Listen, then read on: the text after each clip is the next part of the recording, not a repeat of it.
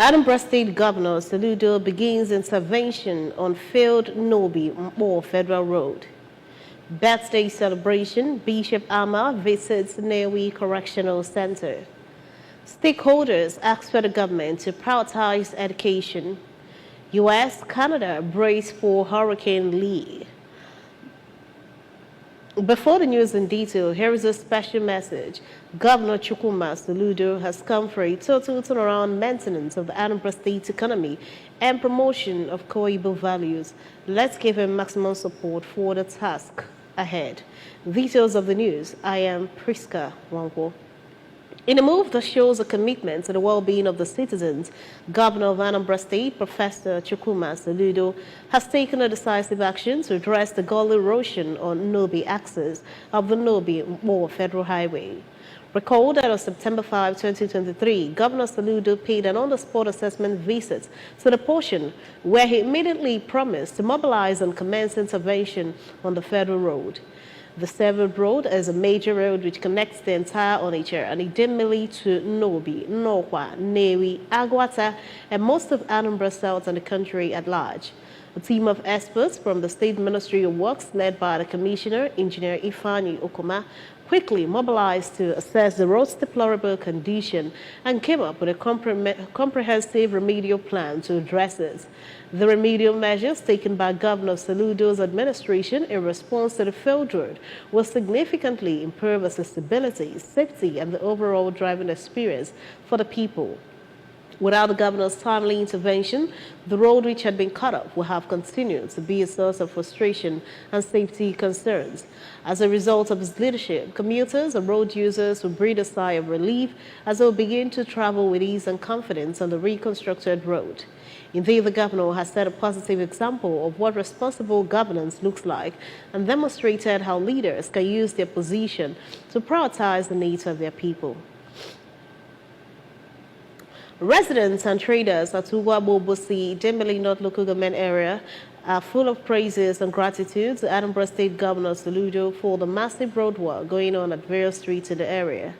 The roads, which are about 7.5 kilometers, include Rainbow Nell, Muka, Amanato, Amacy, and St. Peter roads have received their fair share of drainage construction and laterite compartments again. Mangini Osadebe has the details. Speaking to the ABS, the chairman Ugwa Landlord Association, Chief Chiemere Ndoka, highlighted on the untold hardship the residents were passing through, recounting series of self-help efforts of the residents of the area to ensure that their area is accessible and motorable before the intervention of Governor Chukwuma Soludo, which, according to him, has given the people a sense of belonging. Chief Ndoka, who thanked Governor Soludo for answering the distress call of Ugwa people, prayed God to bless him. Awarded up to 4 roads in my community today. So my people are manaton isi mbo nepa bata from SDUeka to Wele Road. You connect Amacy, Ibayembuka, n'ụzọ karịrị akarị. So na ekenele no romo na aduna Ugwagba. On his part, the patron Ugwa Landlord Association Obosi Ichie Sir Noble Anwebunwa thanked Governor Soludo for the massive road construction work going on simultaneously in Ugwa community, adding that no governor has ever remembered them this way.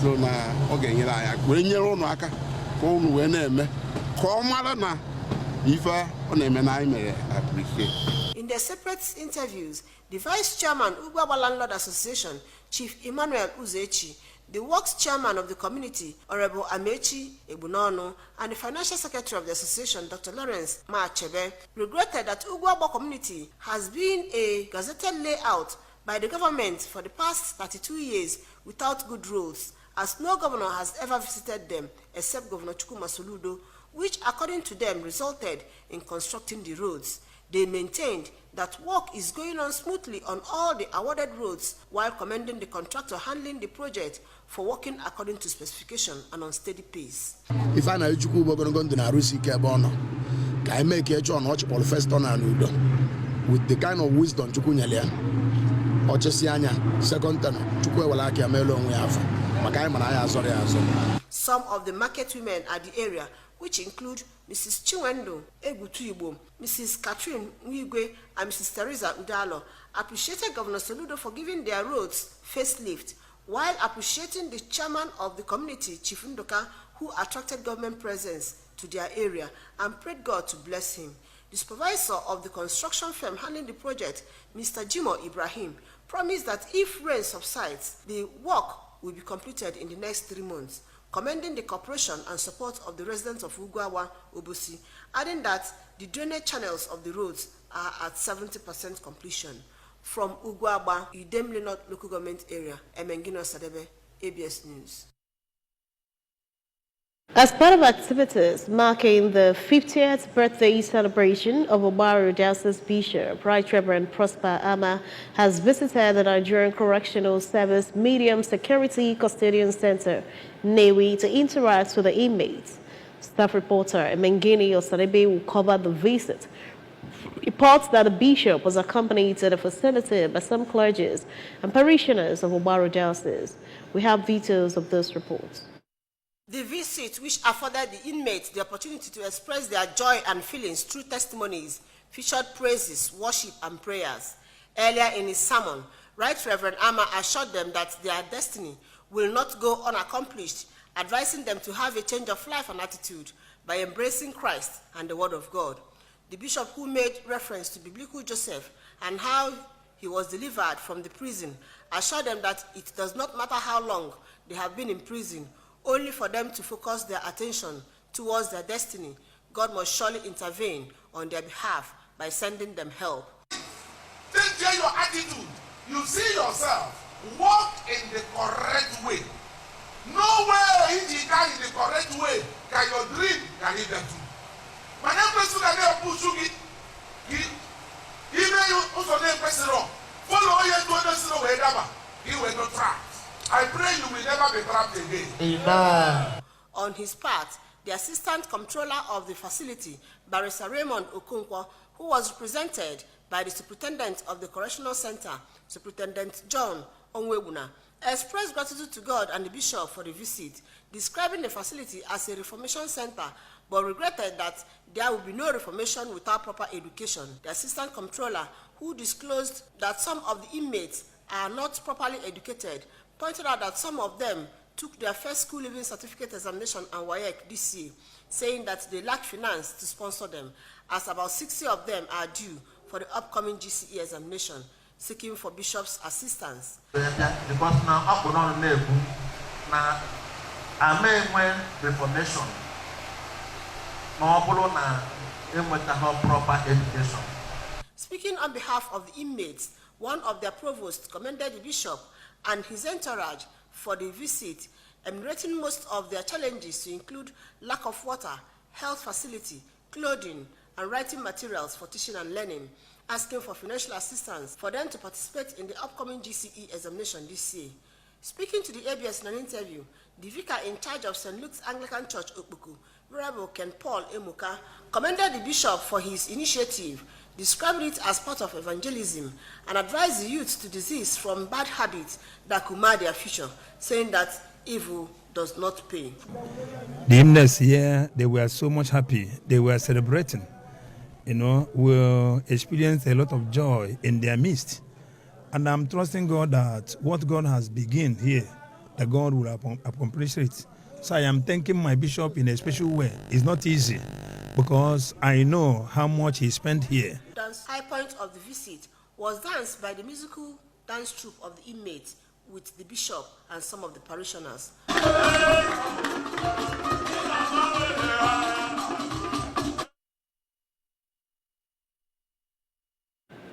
Operatives of the Operation Clean and Healthy Anambra Ocha Brigade Task Force and Anambra Vigilante Service have arrested 3 pickpockets around Opiweka, Onitsha. Chukwemeka Okafor from Olu, Imo State is suspected to lead a three-man gang. The gang was arrested while in the act. Correspondent Chibuzo Bidike has the details. Their mode of operation, according to the brigade, was to partner a driver and a conductor to deprive unsuspecting members of the public their hard-earned money. Speaking to the ABS, Mr. Okafor confessed to the crime and said that he learnt the business from subgroup of friends in Onitsha. He revealed that they make roughly 80,000 naira every day, and according to him, working with a driver and conductor is usually easy to intimidate or harass anyone who catches them in the act. He pleaded for mercy while advising residents to always be careful and mindful of anyone who would sit beside them, especially in Onitsha, as there could be many fraudulent activities going on in the buses without their knowledge. So,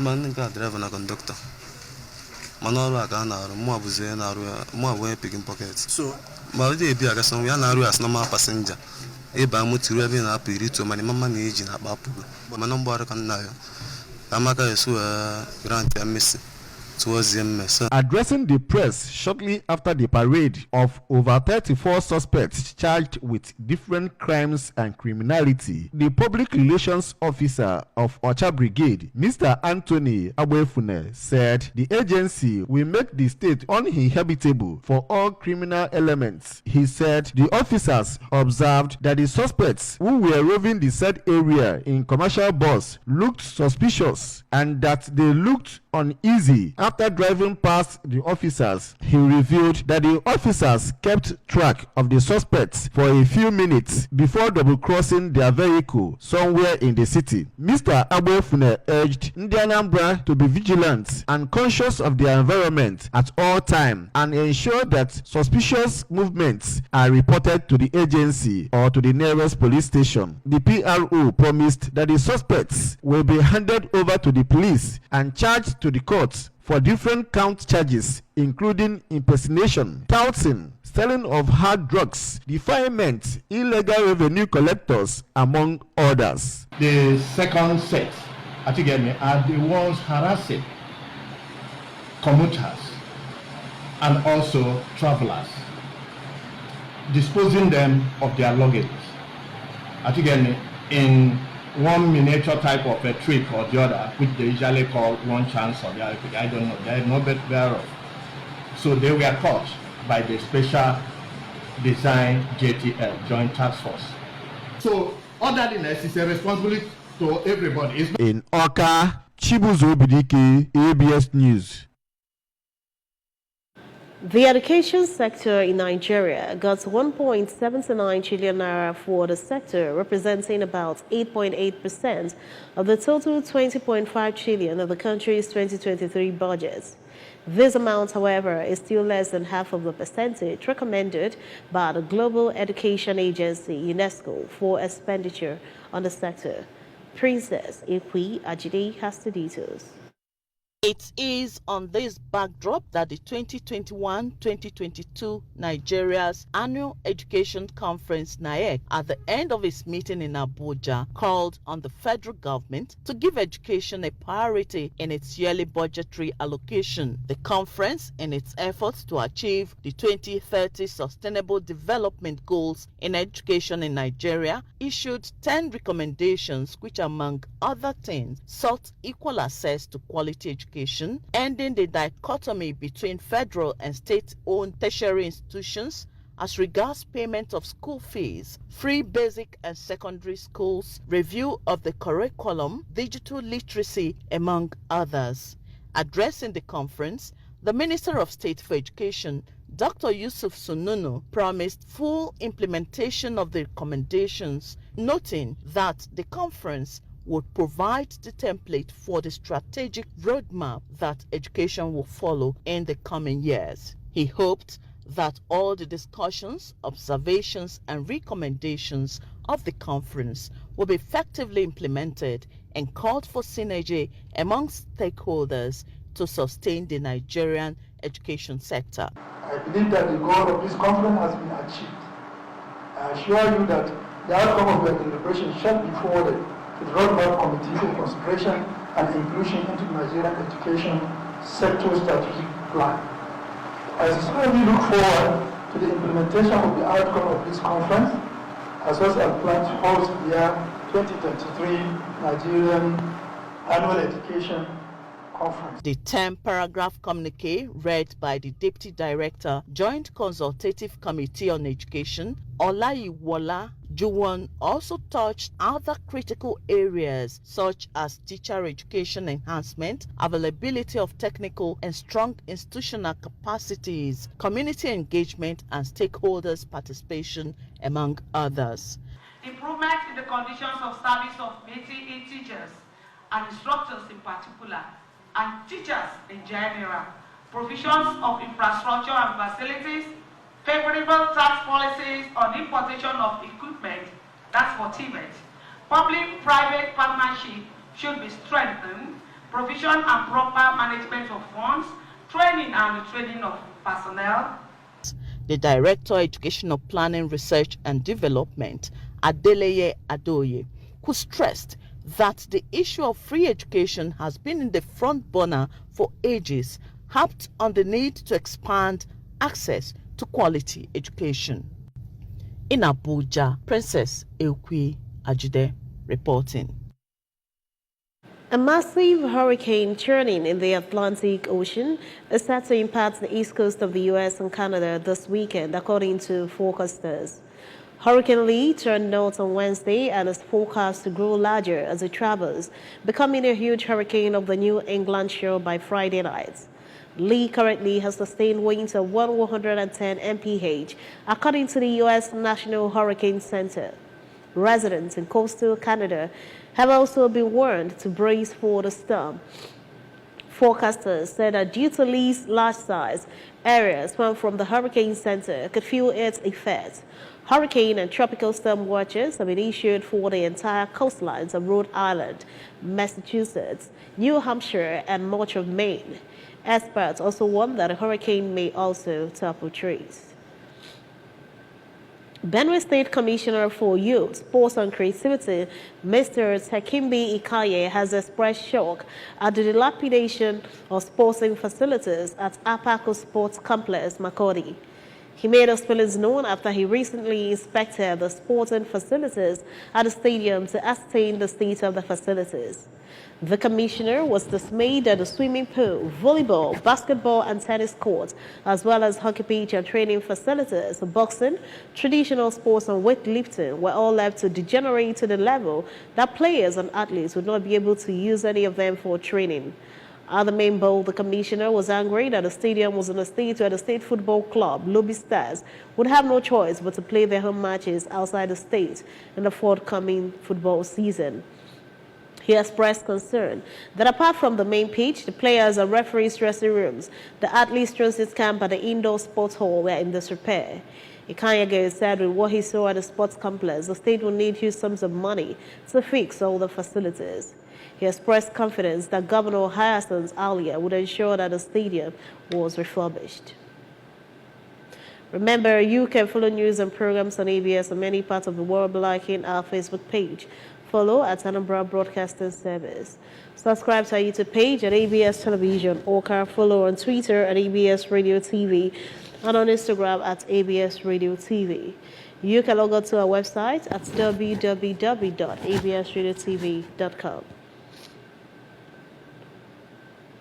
And now to end the news, a recap of the main points. Anambra State Governor Soludo has begun intervention on the failed Nobi War Federal Road. Birthday celebration, Bishop Amar has visited the Nnewi Correctional Center. Stakeholders have asked federal government to prioritize education. U.S., Canada have braced for Hurricane Lee. To end the news, here is a special message. Governor Chukwuma Soludo has called for a total turnaround maintenance of the Anambra State economy and promotion of core Igbo values.